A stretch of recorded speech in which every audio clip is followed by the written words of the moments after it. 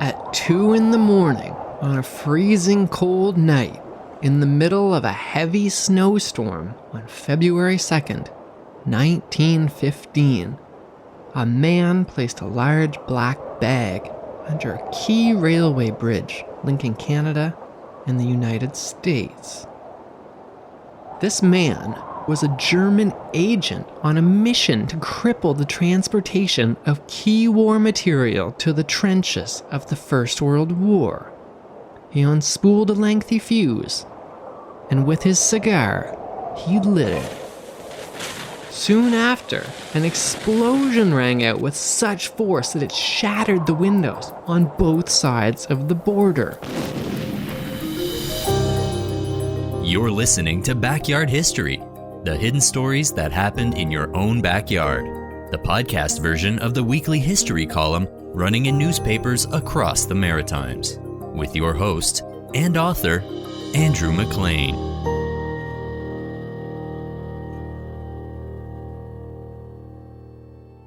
Early the next day, reporter Thomas E. O'Leary of St. John's Daily Telegraph newspaper gingerly scurried across the Vanceboro-St. Croix rail bridge, linking Canada and the United States.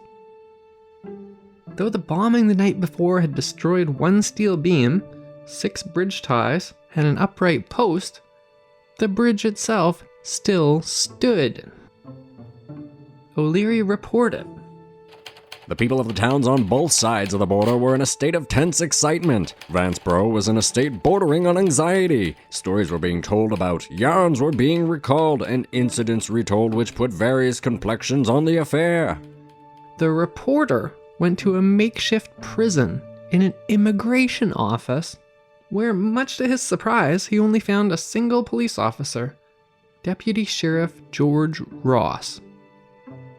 Actually, calling the one lone law enforcement officer guarding the prisoner a police officer might be overstating his qualifications. Deputy Sheriff George Ross was actually a fish and game warden, but that was only during autumn, spring, and winter. During the summers, he was a circus detective. This may explain why he agreed to the reporter's request to be allowed into the suspect's cell, alone, to interview him for a newspaper. As Deputy Sheriff Ross locked the reporter in the cell with the man who had hours before blown up a bridge, he whispered, "He could whip a dozen ordinary men." Inside the cell, O'Leary found the bomber pacing back and forth. He described him as 6'2", 190 pounds, clean-shaven and light-complexioned with closely cropped sandy hair and splendid muscular development, shoulders remarkably wide and square, always held firmly back from his deep chest. He had a military bearing and restless actions. In the outset of the interview, Horn was inclined to be unwilling, but he gradually became less conservative and told about himself. To my many questions, he answered in what might be described as good broken English. He replied that he was 37 years of age and was born in Leipzig, Germany, where he had served 12 years in the army. Later, he went to South America and then to Mexico. There, he conducted a coffee house. When war broke out, he immediately left and went to New York with the intention of returning immediately to the fatherland. He was held up for reasons, however, and stayed for 3 months in a hotel at Staten Island. Horn, from what I saw, takes his position rather placidly, and has little fear of prosecution. He boasted in broken English, "Only for the cold weather it would have blown the bridge to pieces." outside. The blast was strong enough that nearby houses had their windows blown out. In nearby Macadam, the Daily Telegraph reported locals talked of forming a lynch mob. However, perhaps surprisingly, Macadam residents' angry reaction was the exception rather than the rule. Most New Brunswick citizens, and even its typically ornery newspapers, seemed to have taken the bridge bombing rather calmly. News reports led not by highlighting the attack, but highlighting the fact that there were no casualties.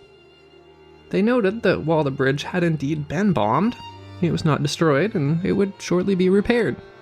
This attitude, which is likely more nuanced and cautious about jumping to conclusions compared to how we might react to a similar terrorist attack today, reflects New Brunswick's unique attitude at that one very specific time.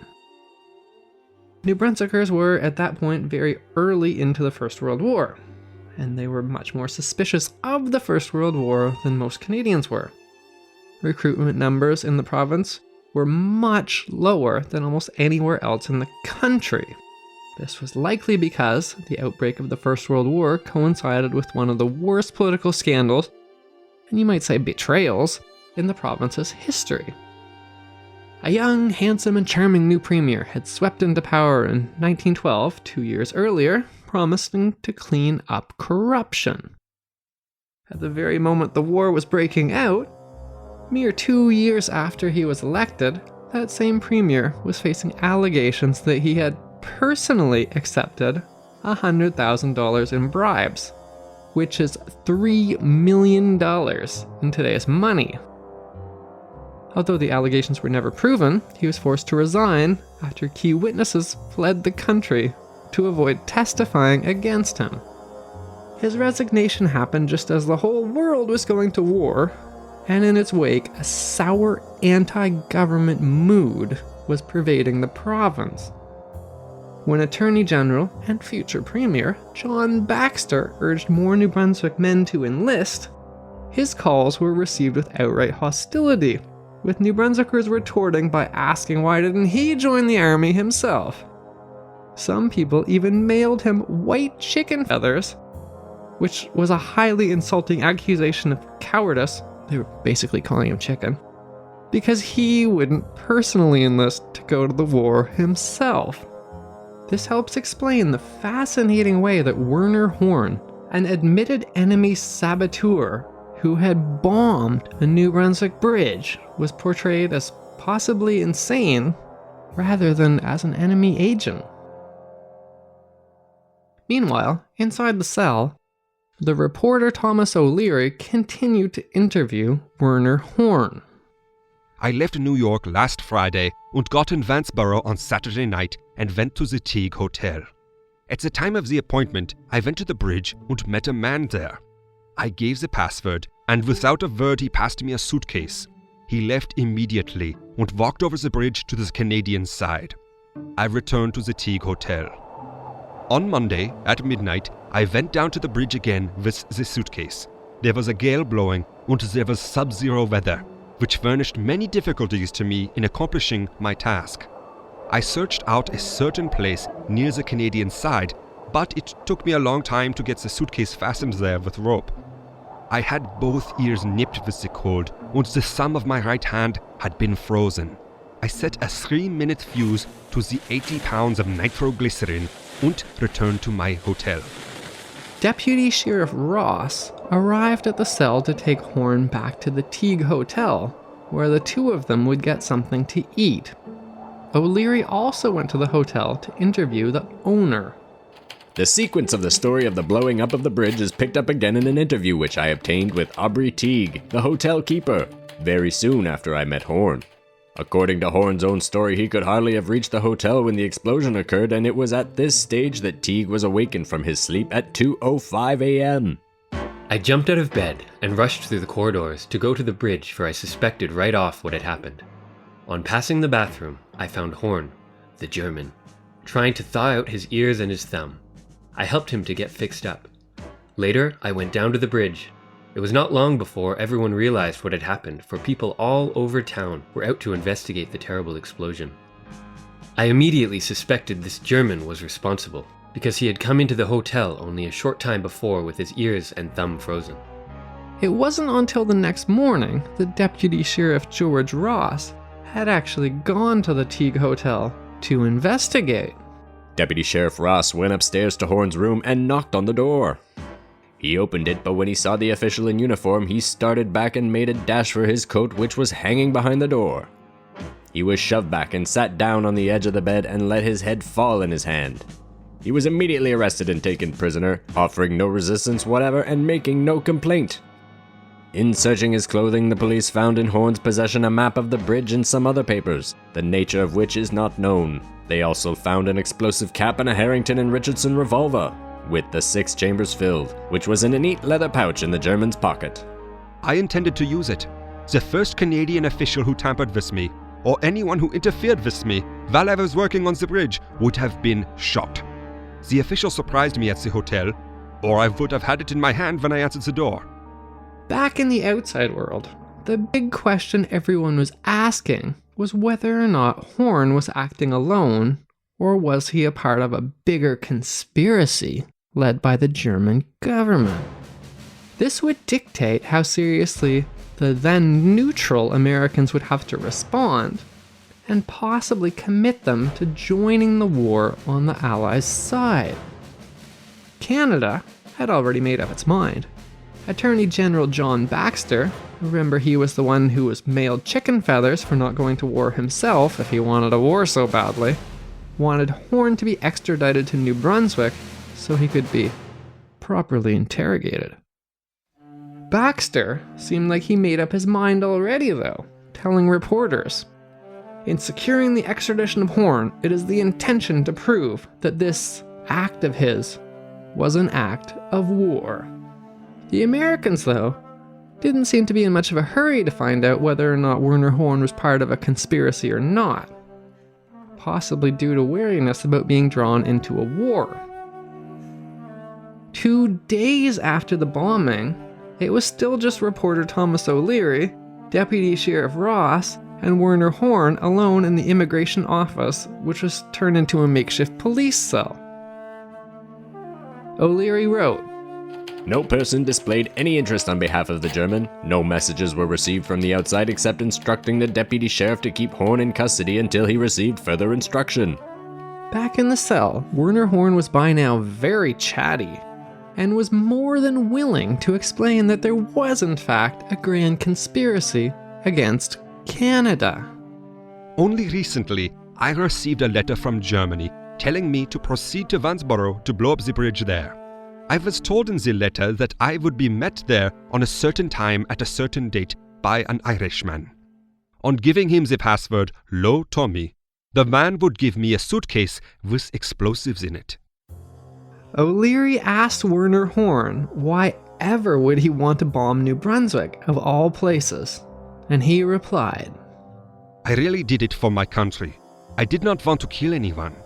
We wanted only to stop traffic of British supplies over that bridge. I would have done a better job, but for the cold. I froze my fingers and my face and my ears, and I thought I would freeze to death before I made all of my arrangements. That wasn't quite accurate. The United States was neutral, and war goods were prohibited to cross the border. At the time, Japan was considering joining the Allied side, and sending a 100,000-strong army all the way across Canada in trains to go fight on the front lines in France. The bridge was to be blown up to stop this troop transport. As it turns out, none of it was actually necessary because the Japanese army was never actually sent to fight in Europe in the end. Werner Horn was in charge of blowing up just one bridge as part of a wider conspiracy to simultaneously blow up 6 Canadian bridges, all at the same time. At the last minute, the operation was paused due to the snowstorm, but the German mastermind who'd planned out this operation was unable to contact Werner Horn, who went on to blow up his bridge anyways. His failed effort to blow up this bridge caused the mastermind behind all of this to call off the conspiracy to blow up the other 5 railway bridges, possibly saving many lives. Back in the cell, O'Leary asked Werner Horn, What was the name of the person who sent you the letter from Germany? Werner Horn just shrugged. It was actually Franz von Papen who had sent him the letter, and who had been the mastermind behind the plot to blow up the 6 Canadian bridges. Franz von Papen was a military attaché with the German embassy in Washington at the time. You might know the name. Decades later, he would go on to become Chancellor of Germany. As Chancellor, he would be the first leader to invite Adolf Hitler's Nazi Party to be a part of the German government. He was sure that he could control Hitler. As it turned out, well, you know how that turned out, don't you? Before he departed, Thomas O'Leary passed by Werner Horn's cell unnoticed, and he peered inside at the prisoner. He suddenly hung his head as he sat on a couch and was heard sobbing. Werner Horn was sentenced to serve 18 months in prison in the United States. After he served his sentence, he was extradited to New Brunswick in 1919 after the war was over. He was sentenced to 10 years in Dorchester Penitentiary. After 2 years there, he was found to be suffering the advanced stages of syphilis, which causes brain damage, and he was deemed to be insane. He was released and deported back to Germany. That was Backyard History with your host, Andrew McLean. Thanks for listening, and stay tuned for another hidden story that happened in your own backyard.